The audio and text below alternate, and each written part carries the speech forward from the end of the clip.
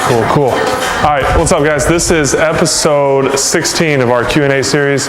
So today, Aaron's here with me. Aaron's a young baseball guy, and we talked a little bit last week, and I got another question this morning about flexibility. So specifically, how important is flexibility for athletes in regards to sprinting or speed?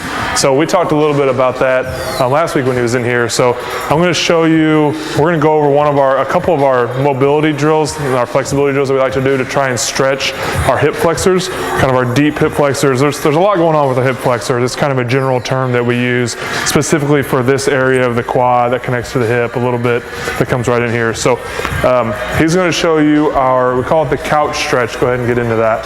This is one that we really like. And really stretch those deep hip flexors. So we're trying to get that back knee really close to the wall. We're thinking to really tuck that, really squeeze that left glute, try to push that hip forward, and we're trying to sit really tall. So he's on his left side, so we're really trying to stretch out that hip flexor here, trying to get pretty deep as he leans back and tall, because it kind of comes up into here. I really want to stretch that out. So if we think, one of the limiting factors for speed is athletes can't get a big enough stride length. So the two things that combine to create speed are stride frequency and stride length. So stride frequency is how fast your legs are actually moving, how many times you can turn over. And the stride length, obviously, is how much ground you can cover within each stride. So those two together need to be present in order for an athlete to be fast. So if your muscles, you might be able to move your legs very quickly, so you have a lot of stride frequency, but if you have really tight hip flexors, especially in some of those areas in the quads, your stride length isn't going to be able to be very long, so it's not going to make you as fast as maybe you could potentially be. So this is one of the stretches that we really like to work on that. And then next we'll show you, kind of get into a couple more exercises that we can do. All right, so a little demonstration that I'll have Aaron do is we'll talk about, instead of having him actually sprint to try and show stride length, different stride lengths, we'll do this thing on the wall here. So go ahead and get in that position now. So show him, we're going to have him get in kind of a 45-degree angle, kind of that forward lean. Think about when you're first starting a sprint, we're leaning to a 45 angle so we can accelerate. We're trying to drive forward to create as much acceleration as possible.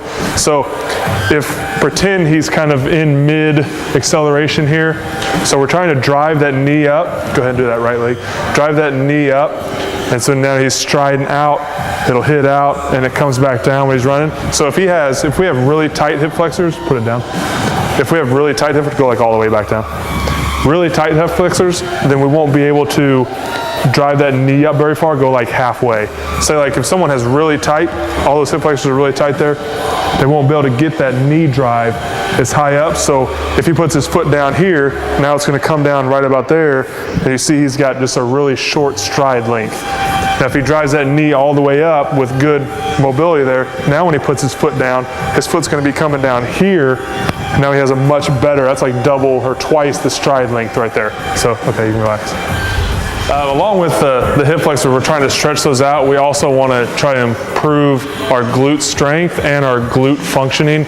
I think we've probably talked about that in some other videos. We talk about it a lot around here. It's really, we have a saying that it's all about the butt, because it's really important that we get the glutes to function properly. So if the glutes, they don't fire correctly, then when you couple that with tight hip flexors, you're going to get a really short stride length, and you're not going to be very efficient on your hip extension on the way back.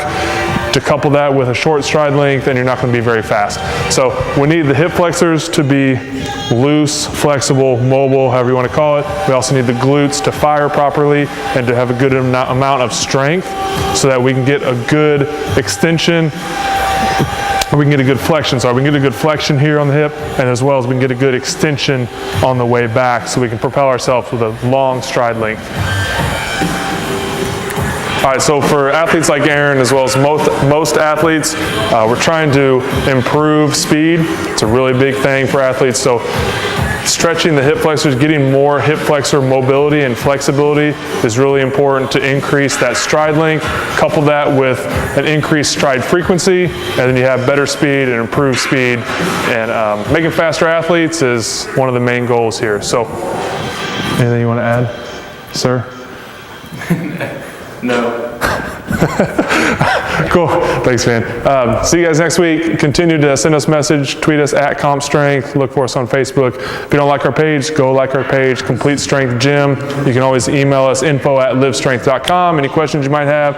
We'll be back next week with episode 17 of our video Q&A series. Yep, cool. Thanks, guys. See ya. I was like, Q&A.